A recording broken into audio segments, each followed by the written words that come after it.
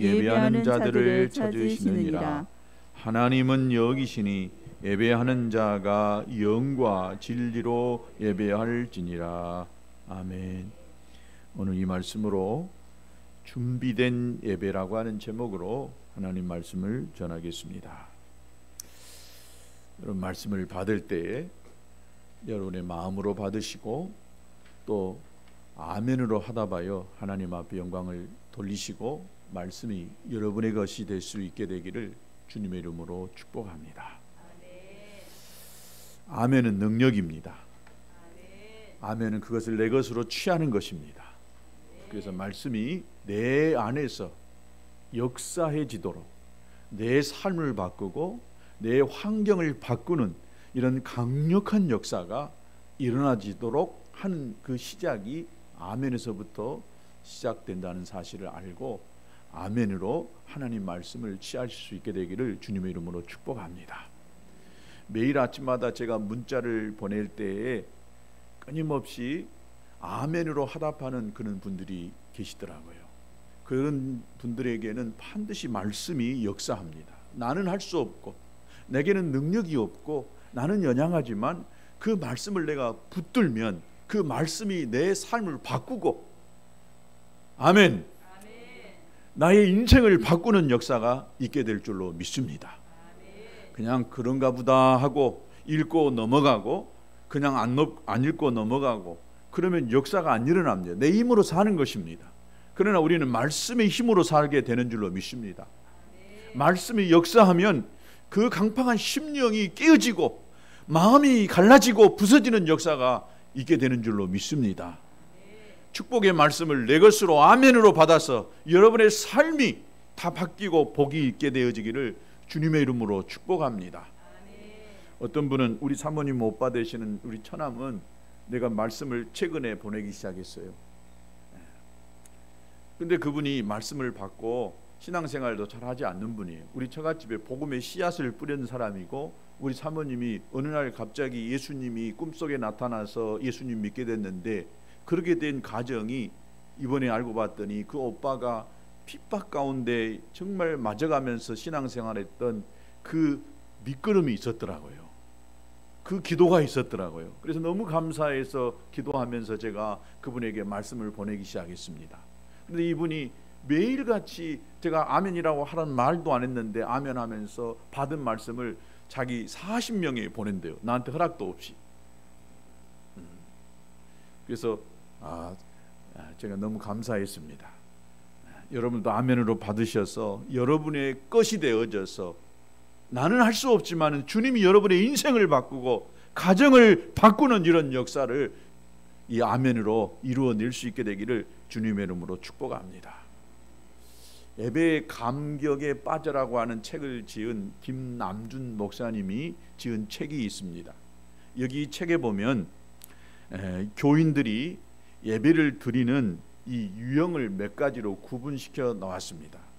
여기에 여러분이 해당되지 않게 되기를 주님의 이름으로 축복합니다. 여기 소개를 해드린다면 첫 번째 수면제 예배가 있답니다. 말 그대로 처음에 졸음으로 시작했다가 끝날 때 축도로 하면 아멘 하고 그때 끝나는 것이 수면제 예배라고 하는 것입니다. 또 맥 빠진 예배를 드리는 사람이 있답니다. 예배 시간 내내 시계만 보고 시계 바늘만 계속해서 들여다보고 요즘에는 핸드폰만 보겠죠. 그러다가 끝나는 예배, 이것이 맥 빠진 예배라고 합니다. 또 독서 예배를 드리는 분도 있답니다. 설교는 예면하고 성경을 주의장창 설교 시간에 예배 시간에 성경만 읽고 주보만 읽으면서 오타를 찾아내는 그런 예배를 드리는 사람들이 있다는 것입니다. 또 어떤 분은 기억상실증 예배를 드리고 있는 사람이 있다는 것입니다. 기억을 못해요. 설교 제목이 뭔지 오늘 뭔 찬송했는지 하나도 기억 못하는 기억상실증 예배를 드리는 분도 있다는 것입니다. 감각 예배도 드리는 사람이 있다는 것입니다. 주님과의 만남은 없고 기분 전함에 초점이 맞추어진 예배를 드리는 감각 예배가 있답니다. 또 어떤 사람은 감독 예배를 드리고 있다는 것입니다. 자신이 예배 드리는 것에 신경 쓰지 아니하고 다른 사람들이 예배 드리는 것에 신경이 곤두서 있는 사람이 있어요. 뒤에서 딱 앞에를 쳐다보면서 어느 집사는 졸고 있구나, 어느 집사는 끄떡끄떡 하고 있구나, 누구는 뭐 하고 있구나, 어느 집사는 왜 안 왔을까, 감독 예배를 드리는 분이 있다는 것입니다. 여러분, 여기에 한 가지도 해당되지 않게 되기를 주님의 이름으로 축복합니다. 그래서 예배 드릴 때는요, 뒤에 있으면은 이 시선이 다 분산돼요. 내 앞에 있는 모든 사람들의 뒷공무니가 다 보이게 되어져요.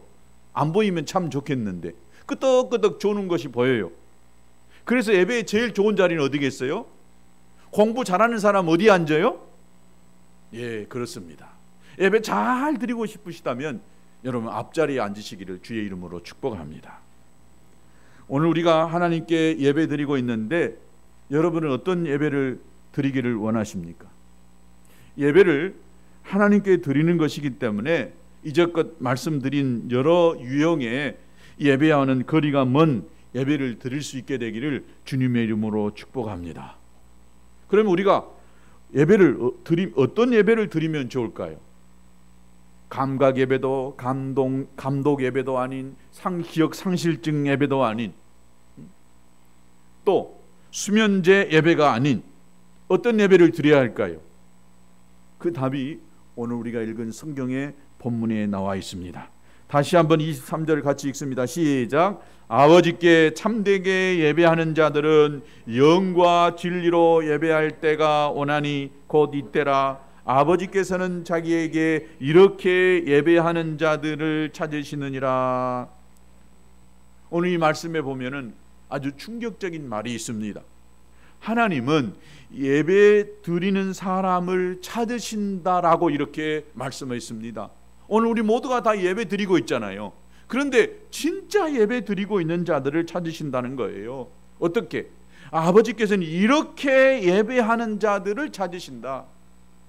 수면제 예배도 아니고 맥 빠진 예배도 아니고 감동 예배도 아닌 하나님이 이렇게 드리는 예배 드리는 자들을 찾고 계신다는데 그 말씀이 바로 하나님이 받으시는 예배가 있고 하나님이 받지 않는 예배가 있다는 거예요. 우리가 다 같이 예배를 드리지만은 어떤 사람의 예배는 받고 어떤 사람의 예배는 받지 않는 그런 예배가 있다는 것입니다. 이 자리에 안 오는 것보다는 온 것이 훨씬 낫습니다. 와서 여기 조는 것이 안 오는 것보다 훨씬 더 낫습니다. 그러나 이왕 우리가 하나님 앞에 나와서 예배할 때에 하나님이 받으시는 예배를 드려야 되지 않겠습니까? 왔다가 졸다만 가고 또 독서 예배만 드리다가 가면은 쓰겠어요? 감독 예배만 드리다가 가면은 되겠습니까? 하나님이 받으시는 예배를 우리가 이왕 예배를 왜 드려요? 하나님 앞에 드리기 위해서 나왔잖아요. 그래서 하나님이 기뻐하시는 하나님이 받으시는 이런 예배를 저와 여러분이 다 드릴 수 있게 되기를 주님의 이름으로 축복합니다. 우린 여기서 예배는 드리는 우리의 마음도 중요하지만은 우리의 마음도 굉장히 중요합니다만은 받으시는 하나님의 마음이 더 중요하다는 거예요. 내가 어떤 마음으로 드리느냐 이것도 중요하지만은 나는 진짜 잘 드린다고 드렸는데 하나님 편에서는 좋아하지 않는 하나님의 마음에 들지 않는 예배라고 한다면 헛것입니다. 신앙생활도 죽어라고 한다고 했는데 잘못 간 교회, 잘못 신앙생활하는 교회, 여러분 신천지 교인들 봐보세요. 얼마나 열심인지 아세요? 그 정도 열심인 반만 가지고 우리 신앙생활 하면은요 하나님이 무지무지하게 기뻐하시는 신앙생활이 될 줄로 믿습니다.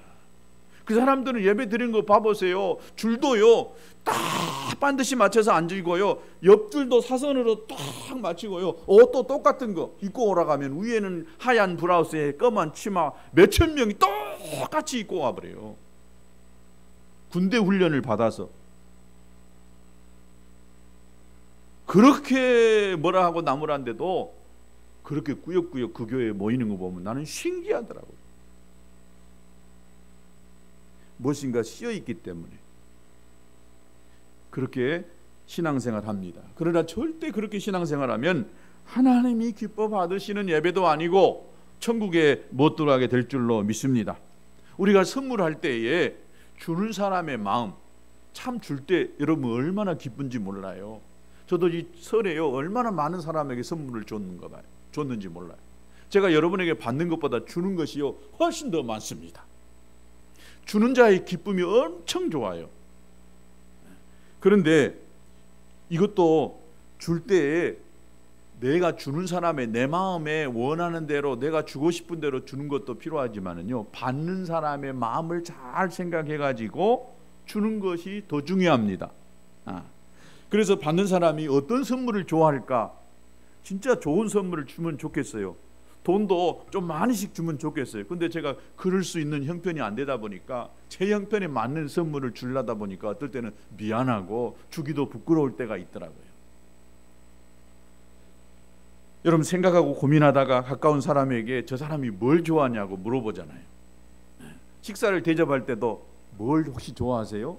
내가 좋아하는 것은 나는 돼지고기 좋아하는데 저 사람은 소고기 좋아한다고 하면 저 사람에 맞춰서 대접해야 될 거 아니에요. 어떤 사람은 남 대접한다고 하면서 자기 좋아하는 것 대접해요. 자기 먹고 싶은 거 대접하는 그런 사람이 있어요. 그건 올바른 대접이 아니잖아요. 선물 줄 때도 내가 주고 싶은 것을 주는 것보다도 받아서 저 사람이 좋을 수 있는 그런 선물을 줘야 진짜 좋은 선물인 줄로 믿습니다.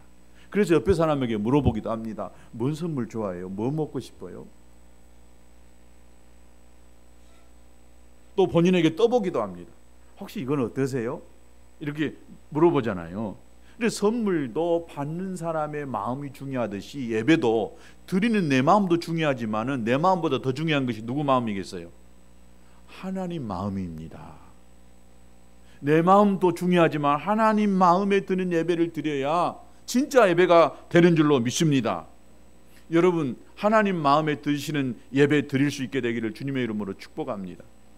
몇백 명, 몇천 명, 몇만 명이 모여서 드리는 이 예배도 하나님이 받지 않으시면 다 헛것이 되는 줄로 믿습니다. 여러분 잘 아시잖아요. 가인과 아벨이 하나님 앞에 제사를 드렸는데 가인의 제사는 받지 아니하고 아벨의 제사만 받았어요. 왜요? 하나님이 원하시는 방법으로 하나님이 명하신 대로 제사 드렸기 때문에 그 제사는 받았던 것입니다.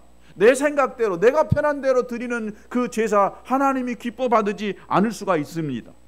구약에 드리는 제사 5가지가 있었는데 이 5가지 중에 이 소제만 빼고 나머지 4가지는 다 짐승의 피를 가지고 드리는 제사였습니다.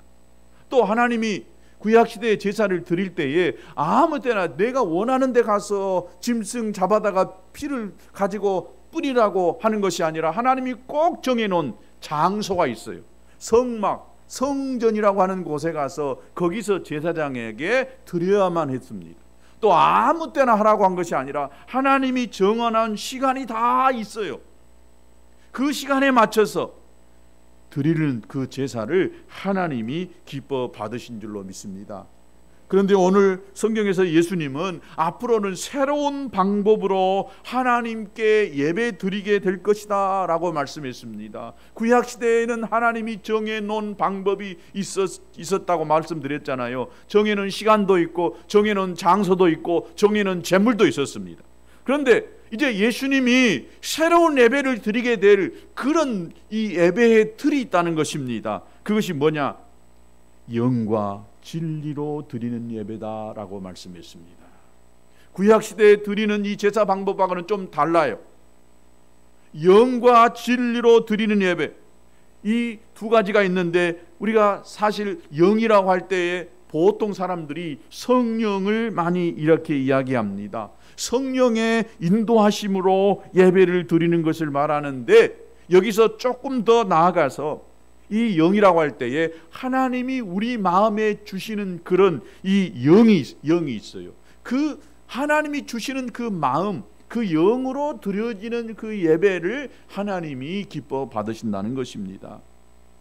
하나님이 인간을 만드실 때에 하나님과 통할 수 있도록 영을 우리에게 허락해 주셨어요. 그래서 그 영으로 하나님 앞에 드려지는 예배를 하나님이 기뻐 받으신다라고 말씀했습니다. 다시 말하면 우리에게 주신 하나님의 마음으로 예배 드려야 한다는 것입니다.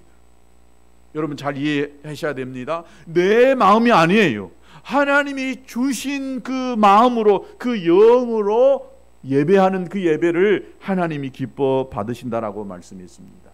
장소의 개념이 아니라 마음을 말씀하고 있었다는 것입니다. 두 번째, 영과 더불어서 진리라고 이렇게 말씀했는데, 이 진리도 깊이 들어가 보면 영하고 같은 의미에 있습니다. 마음에서 우러나오는 진실된 마음으로 드리는 그 예배라고 하는 뜻입니다. 그러니까 여기에 몸만 와 있는 예배가 되지 아니하고 진실된 마음으로, 하나님이 주시는 그 마음으로 예배 드릴 때에 하나님이 받으신다는 것입니다. 나의 죄를 용서해 주신 것에 대해서 감격하고 감사하는 마음으로 예배를 드릴 때에 그 예배가 흠없는 예배, 구약의 흠없는 제물을 하나님 앞에 드렸던 것처럼 흠없는 예배가 된다는 말씀입니다.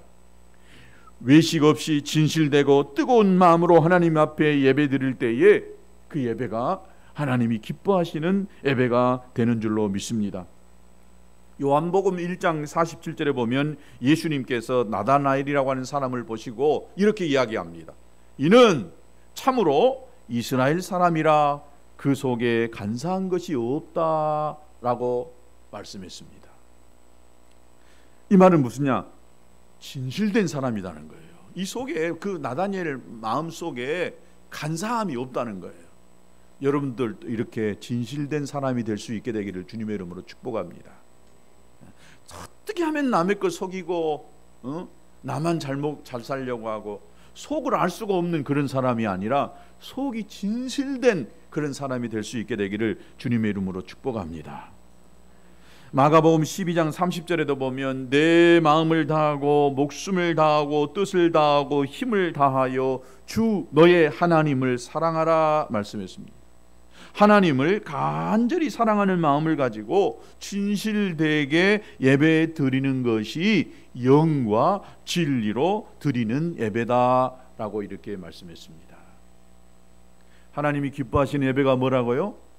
영과 진리로 드리는 예배, 진실된 마음으로 하나님이 주시는 그 마음으로 드리는 예배를 하나님이 기뻐 받으신다라고 말씀했습니다. 저와 여러분 모두는 이 교회에서 예배를 드릴 때마다 영과 진리로 예배 드릴 수 있게 되기를 주님의 이름으로 축복합니다.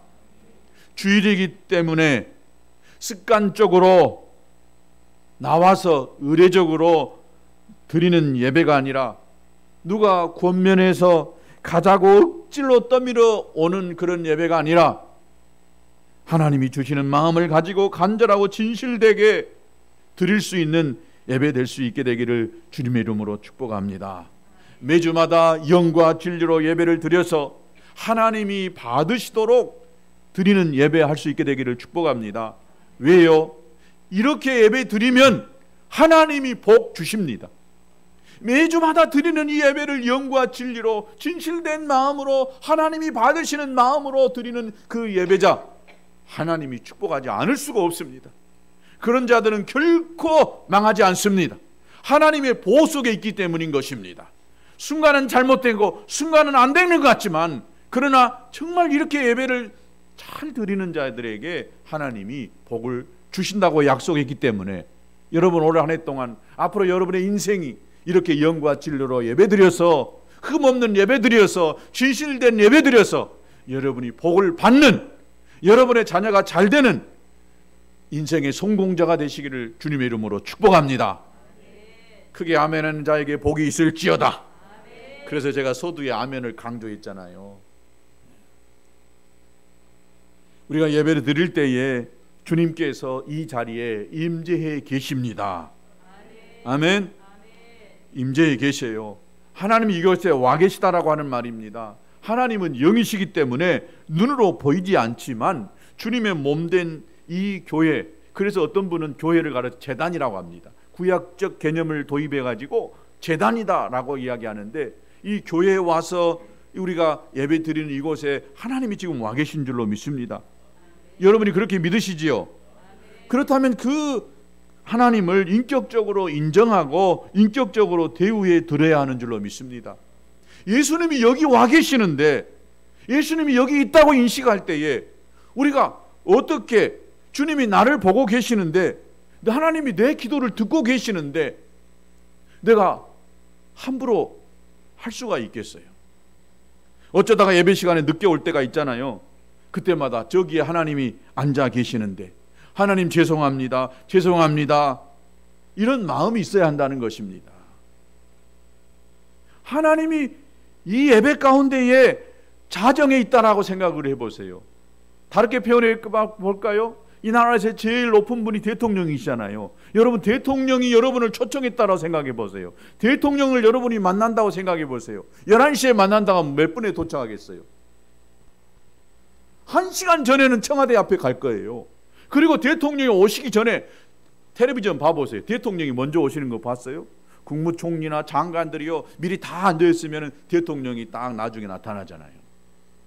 대통령이 와 있는데 외무부 장관이, 외교부 장관이 늦어가지고 헬렐렐레 들어오는 거 보셨어요?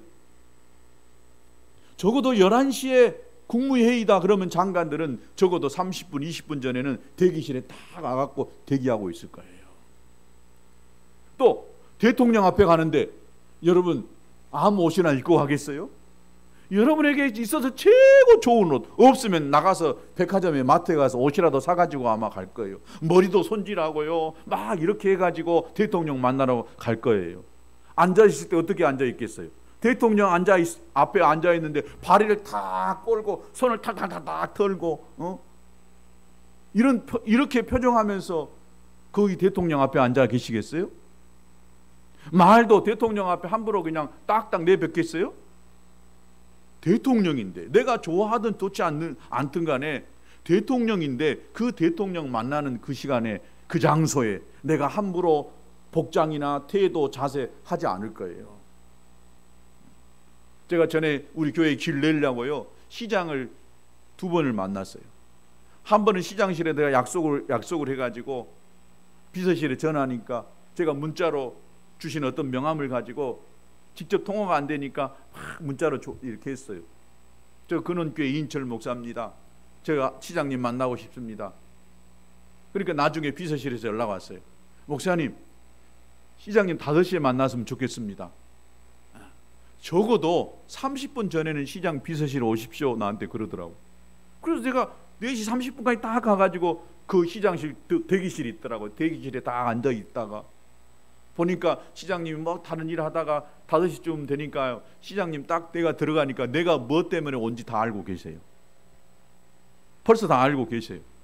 그래가지고요, 그때 도시 건설과 개장을 딱 불러다 놓고 서류까지 다 놓고 있더라고요. 지금 시장이 아닙니다. 그 전에 박옥률 시장님이셨어요. 그래서 이미 내가 뭔 말하려고 한지 다 아시고 목사님 왜 찾아오셨는지 제가 압니다. 여기 계장님 다 불러서 다 말 이렇게 지시 다 해놨습니다. 그러면서 제 계장님한테, 야, 목사님 원하는 대로 해드려. 거기 여기 전무 경사제 가지고 계단을 할 수밖에 없습니다. 안 됩니다, 시장님. 그러면은 교회 길을 나는 의미가 없습니다. 계단을 만들어 보면 교회 주차장까지 차가 들어올 수 없는데 어떻게 해야 됩니까? 야, 빨리 목사님이 원하는 대로 해드려. 그래가지고요, 결국은 우리 교회 앞에 계단이 안 나오고 길이 나가지고 주차장이 된 것입니다. 제가 시장님 만나러 갈 때 그냥 갔겠어요? 정장하고요. 그래도 시장님 만나니까. 시장님 만나도 그러는데 대통령 만날 때는 어떻겠어요? 손발이 아마 달달달 떨릴란가 모르겠습니다. 우리가 하나님 앞에 오늘 이 시간은 매주마다 너무 자주 만나서 그런지 모르겠지만은 하나님 앞에 나온 줄로 믿습니다. 하나님 앞에 나오실 때에 여러분 할 수만 있다면 최고로 좋은 옷 입고 나오시기를 주의 이름으로 축복합니다. 사람 앞에 보이는 것이 아니라 내 마음의 이 자세가요, 여러 가지로 다 나타날 수밖에 없어요. 바리새인들이 예수님께 책망받은 것이 무엇인지 아십니까? 마태복음 23장 27절에 보니까 와 있을진저 외식하는 서기관들과 바리새인들이여 회칠한 무덤 같으니 겉으로는 아름답게 보이나 그 안에는 죽은 사람의 뼈와 모든 더러운 것이 가득하다. 바리새인들은 형식적이었습니다. 하나님께 예배드리면서도 기쁨이 없었습니다. 남에게 보여주려고 남이 보는 데서 주여 하고 손들어서 기도하고 중언부언하고 그랬습니다. 그래서 예수님께서 회칠한 무덤 같다라고 이렇게 말씀했습니다. 겉이 번지르르 하면 뭐합니까? 속에서 냄새 나는데, 성경에 쓰여 있는데 심령에 썩어 있어요. 바리새인들이 이런 모습을 예수님이 바로 책망하신 것입니다. 여러분, 우리의 심령 속에 행여나 바리새인같이 더러운 기질이 있다라고 한다면 여러분 안에 다 뽑아낼 수 있게 되기를 주님의 이름으로 축복합니다. 하나님을 인격적으로 모시면서 하나님 앞에 드려지는 예배로 영광을 돌리고 내 마음속에 하나님이 주신 은혜로 가득 채우겠다는 간절한 마음이 있어야 합니다. 그 마음으로 예배를 드릴 때에 하나님이 기뻐 받으시고 여러분에게 복을 주시고 여러분 자손이 잘 되는 이런 은혜가 있게 될 줄로 믿습니다. 오늘 가족이 주일날 바쁜 걸음으로 교회를 향하여 가고 있었습니다. 교회 가까이 왔을 때에 어린 아이가 아빠한테 말합니다. 아빠, 오늘은 예배 시간에 제발 졸지 마. 아빠는 교회만 가서 예배 시간만 되면 졸더라. 졸지 마. 창피해 죽겠단 말이야. 아빠가 약속을 합니다. 그래, 내가 오늘은 절대 안 졸게 라고 약속을 합니다. 그리고 온 가족이 차를 대놓고 예배 시간에 들어갔더니 그때 한참 어떤 집사님이 대표 기도 중이었어요. 발꿈치를 뒤에 들고 소리 들을까 봐 종종종종 해가지고 빈자리에 가서 탈딱 앉았어요. 그리고 성가대 찬양이 끝나고 목사님 설교 시작이 되어졌습니다. 한쪽 귀로 말씀을 들으면서 눈으로는 주보를 훑어보고 또 성경을 띠적띠적 여기 봤다 저기 봤다, 또 핸드폰을 뺐다가 여기 봤다 저기 봤다가, 설교가 15분 정도 지났습니다. 그때 엄마 아빠 몸이 흔들리기 시작합니다. 고개가 좌우로 떨어지기 시작합니다. 여전히 아이에게 졸지 않는다라고 말했지만은 15분 설교 딱 지나니까 그때부터 두 부부는 졸기 시작했습니다. 이런 이 엄마 아빠의 모습을 보다가 이 아이도 주보로 비행기를 적기 시작합니다. 심심하니까. 그래도 엄마 아빠는 끄떡끄떡 이렇게 아멘하는지 졸고 있는지 고개는 위에 아래로 계속 흔들어대고 있습니다. 도저히 안 되겠다 싶어서 옆에 아이가 아빠를 쿡 찔러대면서 아빠 빨리 요금 내고 나가자. 요금이 뭐겠어요? 헌금입니다. 그 아이는 주일날 와서 헌금하는 것이, 엄마 아빠 헌금하는 것이 요금이, 교회에다 내는 요금이라고 생각했습니다. 누가 지어낸 이야기이겠지만은 오늘 우리의 예배 생활을 꼬집고 있는지 모르겠습니다. 하나님이 영과 진리로 예배하는 사람을 찾으신다라고 한다면 여러분 진짜 우리가 그 사람일까요? 내가 하나님이 찾으시는 그 예배자일까요? 하나님이 받으시는 예배를 준비해야 합니다. 운동선수들이 여러분 나가서 운동할 때에 막 나가서 운동한지 아세요? 충분히 워밍업을 합니다. 시합 들어가기 전에 얼마나 몸을 푸는지 몰라요. 고개 운동, 팔 운동, 다리 운동, 또 호흡 운동.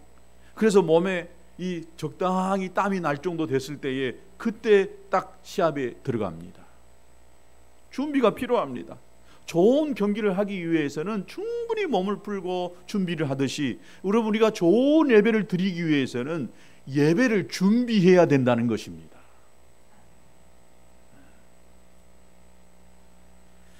어떤 사람들은 예배 드리면 되는 것이 무슨 준비냐고 이렇게 말할 수 있는지 모르겠습니다. 여러분이 경험하는 것이겠지만은 준비된 이 사람이 드리는 예배와 준비되지 않는 사람이 드리는 예배는 천지차이인 것입니다. 여러분 기도도 오늘 우리 안 집사님이 대표기도 하셨지만은 미리 다 준비해서 기도로 준비해서 드리는 그 기도가 은혜가 됩니다. 어떤 경우는 버벅대고 뭐 그런 것 같지만은요, 여러분 가만히 들어보면 저 기도가 진짜 기도로 준비한 기도인 것인지 아닌지 금방 알 수가 있어요. 찬양팀도 찬양이 그냥 한 줄 아세요? 미리 어떤 집사님이 찬양 곡을 선정하면 또 그걸 가지고 우리 사모님이 많이 듣고 또 찬양도 고르고 수십 번 토요일 날이면 우리 집에는 찬양이 계속해서 흘러나와요. 10번, 20번 계속해서 듣고 또 듣고, 그리고 와서 또 호흡을 맞춰서 찬양할 때에 그 찬양을 통해서요 은혜가 있는 줄로 믿습니다. 설교도 마찬가지입니다. 아무 준비 없이 제가 여기 와서 설교한다고 와서 설교하고 있으면 여러분 은혜가 될 줄 아세요? 아닙니다. 천만의 말씀입니다. 설교를 매주마다 하고 수년을 설교한 것 같지만은 설교 시간을 위해 이 한 시간을 위해서 얼마나 많은 에너지와 또 얼마나 많은 정성을 쏟아 붓는지 몰라요. 준비된 설교를 통해서 여러분이 은혜 받게 되는 줄로 믿습니다. 구약의 제물은요 집에서부터 끌고 와야 했습니다. 여러 짐승들이 있는데 그 중에 제일로 흠이 없고 토실토실한 그 짐승을 찾아서 그 짐승을 끌고 와야만 했어요. 올 때 그 거리가요 짧은 거리인 줄 아세요? 어떤 사람은 상당히 오래 몇 킬로를 걸어가야만 하는 그런 거리에서 사는 사람도 있었어요. 어떤 분은 그렇게 이야기했대요. 지금은 시골에서 배추를 농사를 지어도 다 밭대기로 이렇게 팔아버리잖아요. 어떤 장로님은 배추를 심어놓고 중간에 딱 보면은 토실토실하고 아주 폭이 잘 드는 그런 배추가 있으면 거기다가요 짝대기 나무 하나를 다 꽂아놓고 또 꽂아놓고 그런답니다. 그리고 나중에 보면 그 배추에 토실토실하고 실하잖아요. 그러면 그것은 팔지 않고 밭대기로 넘기기 전에 그것을 뽑아다가 하나님 앞에 추수감사 예배 때 드리고 교회 김장할 때 드린다는 것입니다. 아무거나 하다가 쓰다 남는 것 하나님 앞에 드리는 것이 아니라 내게 있는 것에서 가장 소중하고 귀한 것 하나님 앞에 드려야 되는 것입니다. 집에서부터 미리 예배를 준비해야 돼요. 어떤 분은 헌금 드릴 때 돈을, 지금은 그렇지 않지만 우리 교회도 거의 대부분 온라인 헌금을 많이 하십니다. 신권으로 은행에 가서 다 바꿔가지고 빳빳한 돈 있잖아요. 한 번도 남의 손에 타지 않는 돈, 그 돈을 봉투에다 딱 담아가지고 헌금할 때 그 준비된 헌금이잖아요. 어떤 분은 신권이 없으면은 그분은, 제가 그런 분을 봤어요. 토요일 날이면 꼬꾸라진 돈을 다리미로 탁 펴요. 신권을 차마 못 바꿀 수 없으니까. 그래서 빳빳한 돈은 구부러진 만 원짜리나 펴진 만 원이나 이 신권 만 원이나 똑같은 가치잖아요. 근데 그분 마음이 어떠겠어요? 내가 이 돈을 하나님 앞에 바친다고 할 때에 구부러진 돈, 남의 손 타는 돈을 드리는 것이 아니라 정말 정성껏 하나님 앞에 드려야 되겠다라고 하는 그 마음을 하나님이 기뻐 받으시지 않으시겠어요? 아무 생각 없이 교회에 와서 헌금하는 것이 아니라 미리 교회에 오기 전에 오늘 드릴 헌금을 준비하고 또 온라인으로 보낼 사람은 보내고, 생각 없이 와서 예배 드리는 것이 아니라 예배 드릴 때 하나님 앞에 준비된 예물을 드려야 되는 줄로 믿습니다. 우리 온라인으로 예배하신 분들도 다 어떤 분들은 매주마다 빠지지 않고 헌금 드리는 분이 있어요. 그러나 그렇지 않는 분들도 계시더라고요. 예배는요 하나님 앞에 드려지는 재물이 있어야 되는 거예요. 우리의 마음도 그 물질 안에 담겨져 있는 것이에요. 목사님 또 돈 이야기하냐? 돈의 많고 적음을 이야기하는 것이 아닙니다. 돈 없는 사람에게는 정말 1,000원이 얼마나 귀중한지 몰라요.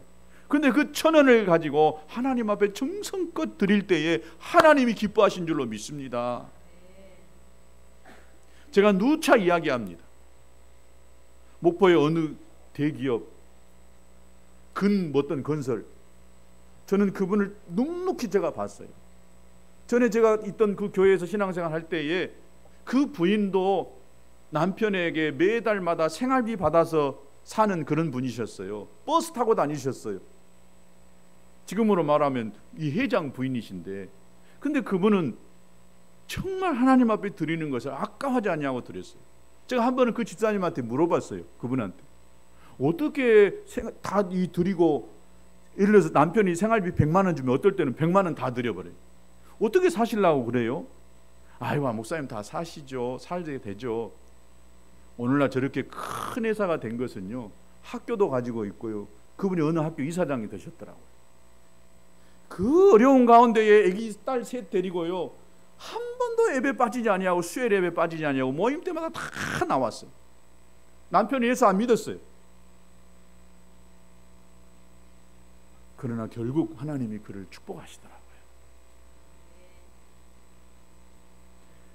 절대 저는 여러분에게 많은 헌금 내라고 하는 것이 아니라 우리의 마음을 하나님 앞에 드리기를 원하는 것입니다. 준비하지 않으면 나도 모르게 무의식적으로 습관적으로 예배 드릴 수 있습니다. 토요일에 예치했다가도 조금 일찍 집에 들어와야 돼요. 밤 늦게까지 텔레비 볼 것이 아니라 미리 준비된 마음으로 예배 드려야 돼요. 토요일 날 가능하면 주일날 아침에도 부부간에도요, 싸울 일이 있어도 피해야 됩니다. 원수 마귀는 어떻게 해서든지요, 예배의 은혜 못 받게 하기 위해서 토요일 날이면 어떻게 그렇게 부부간에 말다툼을 일어나고 오늘 나 교회 안 가! 라고 이렇게 말을 내뱉도록 마귀가 조종하는지 몰라요. 이렇게 해서 하나님이 기뻐 받으시는 그런 예배를 드리지 못하도록 하는지 몰라요.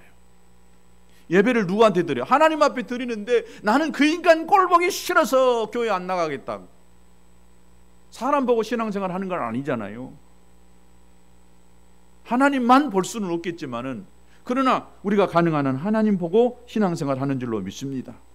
저와 여러분이 주일마다 이런 예배, 준비된 예배, 하나님이 받으시는 예배 드릴 수 있게 되기를 주님의 이름으로 축복합니다. 어떤 분이 주일 예배 기도 담당이었어요. 그 전날, 요즘 사극이 재밌잖아요. 저는 안 봅니다. 그런데 전날 사극을 막 몇 편 시리즈로 봤어요. 그러다가 주일날 대표기도 하다가 하나님 아버지 성은이 만극하옵나이다. 자기도 모르게 얼마나 전날 밤새 이 사극을 봤던지 하나님 아버지 성은이 만극하옵나이다 라고 자기도 모르게 해놓고는 그 다음에 어떻게 주소 담지를 못 해버리는 거예요. 이렇게 내가 무엇을 보고 듣느냐에 따라서 나도 무의식중에 그 말이 나오게 돼 있는 것입니다. 사랑하는 여러분, 우리 삶에 있어서 예배가 첫 번째입니다. 성도는 하나님을 만나는 사람들인데 이 만남은 예배를 통해서 이루어지는 게 돼 있습니다. 그렇기 때문에 예배가 우리 삶의 첫 번째가 되어야 하는 것입니다. 예배에 성공하는 사람은 인생을 성공할 수밖에 없습니다. 복받은 첫걸음이 무엇이냐? 예배입니다. 신앙생활 여러 가지 다 있지만은 그 중에 첫 번째 예배입니다. 예배 잘못 드린 사람이 전도 잘할 수 있겠어요? 봉사 잘할 수 있겠어요? 다 이건 헛것일 수 있습니다. 하나님이 가장 원하시는 것이 우리 마음의 영과 진리로 드리는 예배인 줄로 믿습니다. 다른 것 좀 뭐래도 괜찮아요. 잘하면 좋겠지만 그러나 예배만 잘 드려도 복을 받습니다. 성공합니다. 저와 여러분이 올 한 해 동안 어떻게 해서든지 하나님이 기뻐 받으시는 예배 드려서 복을 받는 저와 여러분 되시기를 주님의 이름으로 축복합니다. 우리 같이 또 나는 예배자의 찬송을 같이 하겠습니다.